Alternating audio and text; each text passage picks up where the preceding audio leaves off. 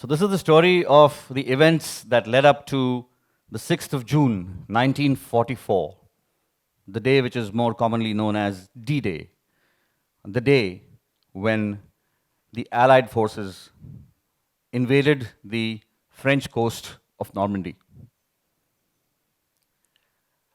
The original invasion was actually planned for the 5th of June. General Eisenhower, who was the commander of the Allied forces, he said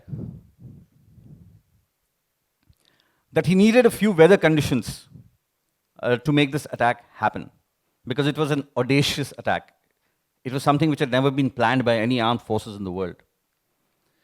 And what he wanted was essentially these. He had his meteorologists come to him, and they told him that in the month of June, he could have a full moon and low tide on the 5th, 6th, and 7th of June. But if he wanted only the low tide and no full moon, then he could choose 19th and 20th of June. So already, General Eisenhower was thinking 5th to 7th. That's when the attack should happen. Now, he had 3 teams of meteorologists. There was an American team, and there were 2 British teams. But the big question was, what about the actual weather? What's it going to be like? Well, the British teams told him that 5th of June is going to be really bad. And they won the vote, and the attack was called off for the 5th of June. The British teams were pessimistic about the 6th of June as well. They said it's going to be bad. But the American team said, no, wait. I think the weather is going to be slightly better on the 6th of June. The 3 teams, they argued, they jostled, they clamored, and they wanted the Allied commanders to accept their forecasts. But finally, one of the British teams agreed with the American team and said, yes, probably on the 6th of June, the weather might be just a little bit better than the 5th of June. Mind you, not ideal, but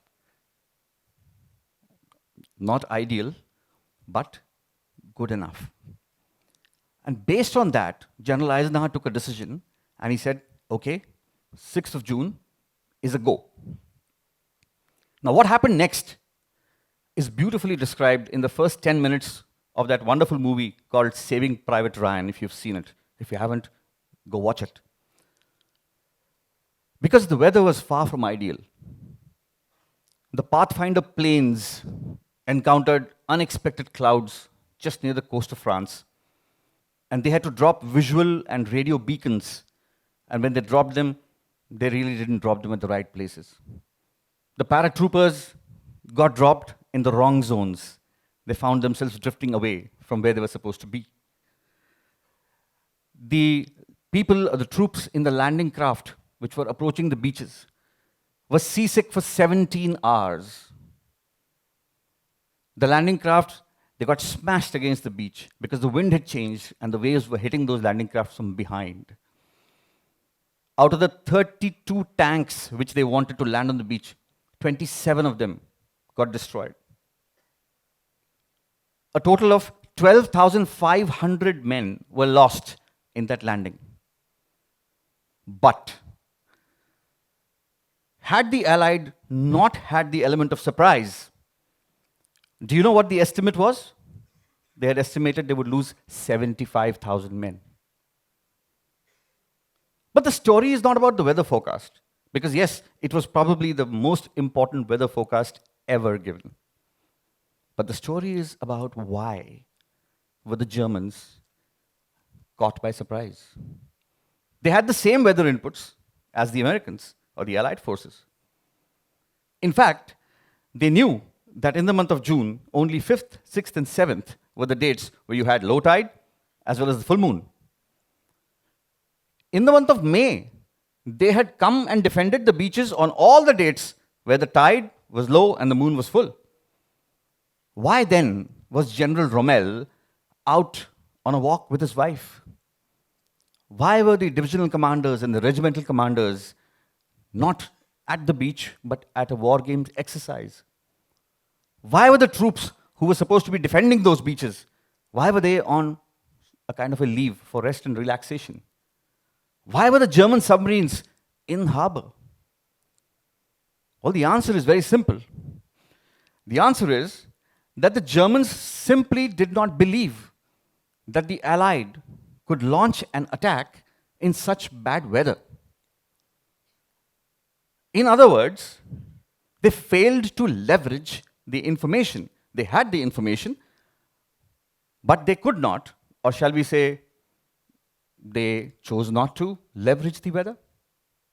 Which brings me to the weather.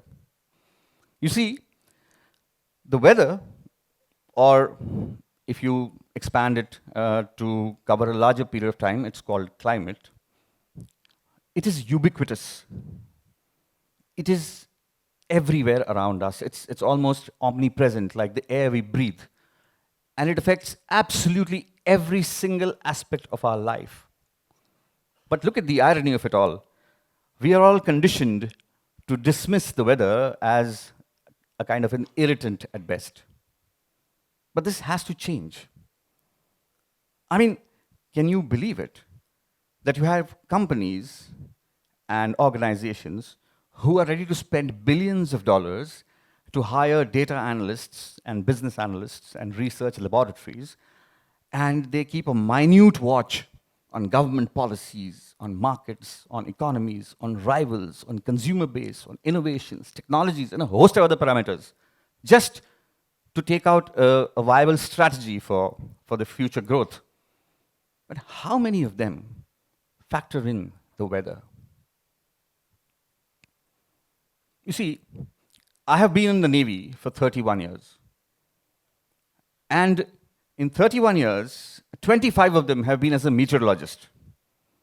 And I have seen the philosophy of the Navy change from those days when they used to put a weatherman in the beginning of a briefing. But the reason was because they just wanted to gauge the mood of the commanding officer. You know, it was like a lamb to the slaughter. If the mood is bad, he'll at least, say something to the weather guy. But, poor chap, if he ever spoke anything, his forecast would be dismissed because the joke was that if the weatherman says it's going to rain, you better leave your umbrella at home. Yeah.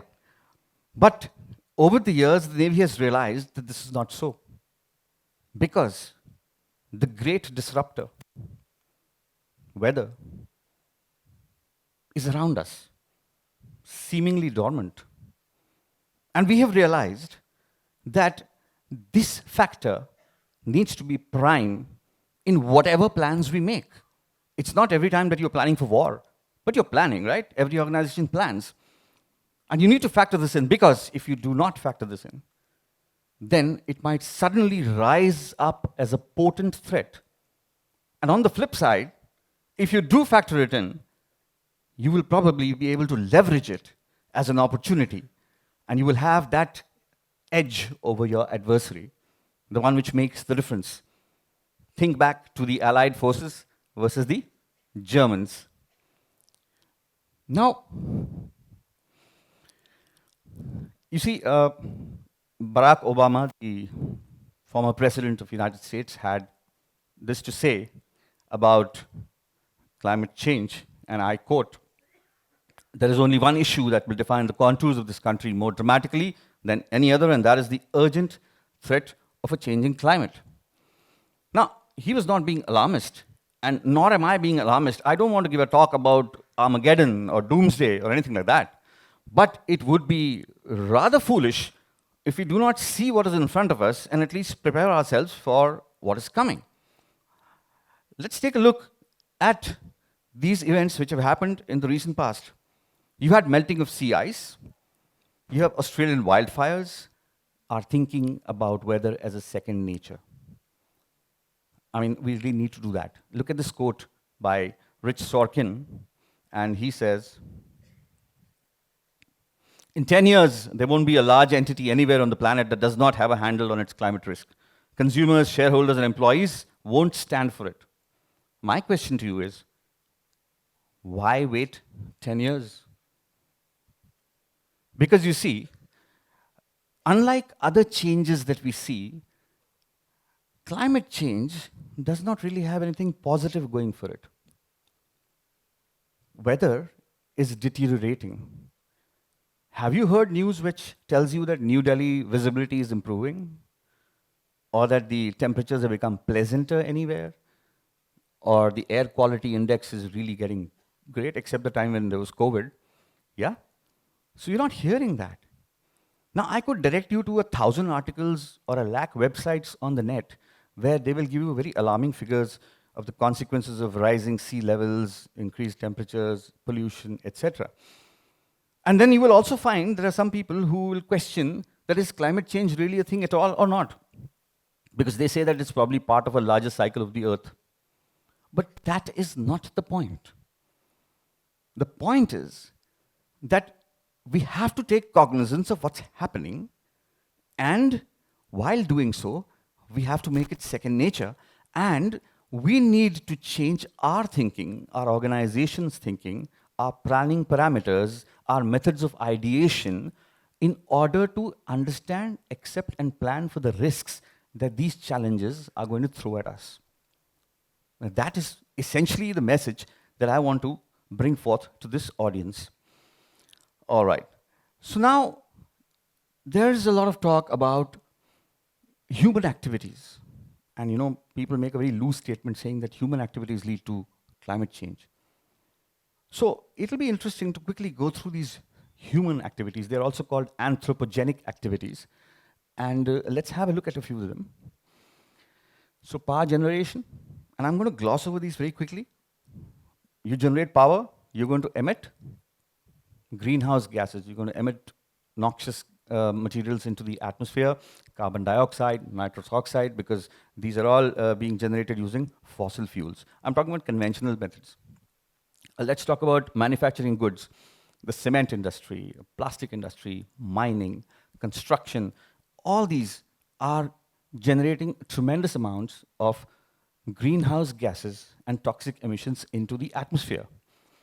Let's talk about deforestation, cutting down forests. Now you all know, I mean, it's 8th grade, that forests trap carbon dioxide.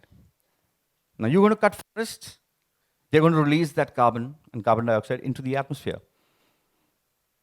Make a note, 25% of the total greenhouse emissions in the world are because of cutting down forests, so deforestation, and the remaining, or rather the next 25% comes from the next point, which is transportation.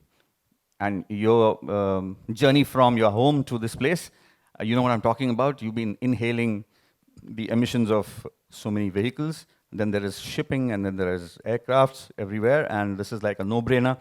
This is absolutely one of the most important, or rather I would say the most significant contributor to greenhouse gases in the world. Right then. Let's move on. The food industry. Now, what could be wrong about the food industry? Well, making food, growing more crops, is going to cause you to cut the trees. And you're again going to end up releasing greenhouse gases into the atmosphere. Let's talk about powering buildings. Temperatures are rising. There are harsh summers. There are very harsh winters. So what do? You develop a technologically smart building. And now the building uses much more electricity, much more power, and it emits much more emission. Because you want the building to be hot during during winters, and you want it to be cold during summers. Interesting, very significant. And this holds for both corporate and residential buildings. All right, then let's come down to you and me. Sometimes we simply consume too much. Oh, I just put on my AC for 3 hours in the night. But that's just you, isn't it? But there are lots of yous in the world. If I ask you to take out the electronic junk in your home, you'll be shocked yourself as to the kind of pile you'll create with your old iPads and old phones and your old TV screens and whatnot. These are all contributors to greenhouse emissions. Mark my words, very interesting. I listed out about 7 of them, and what do you find? They are all contributing to greenhouse emissions or toxic materials. So where is climate change? So let me explain very quickly. So the ocean, the atmosphere, and the ecology or the environment around us, these 3 are in a very delicate balance. They are on an infinitesimal knife edge. And these activities that we just talked about, they essentially act as triggers that disturb this very, very delicate balance. And once this balance is disturbed, that's when you get the big ones, the heat waves, and the tropical cyclones, and the snowfall in Dubai, and those kind of events, which we now classify as climate change. So while we are not directly causing climate change, definitely indirectly we are causing climate change. So now what happens when climate change occurs? You got to know, what does it mean? I'm seeing this, what does it mean? You're going to be thinking, you're going to be planning, you're going to be executing. Literally, the future of your organization, and in a larger sense, the future of India, is going to be in your hands. And if you do not think right when you are planning, if you do not think right from the start, then you're going to be caught unawares. And you're going to be caught on the run. Look at this quote on the screen. This guy, he wrote a book called Philosophy, Chris Jammy. He says, the weather is nature's disruptor of human plans and busybodies. Of all the things on earth, nature's disruption is what we know we can depend on, as it is essentially uncontrolled by men. Let me ask you, why is it uncontrolled by men? Take control by planning for it. Don't be like the Germans in the Normandy War. Confront it, combat it, leverage it. Thank you.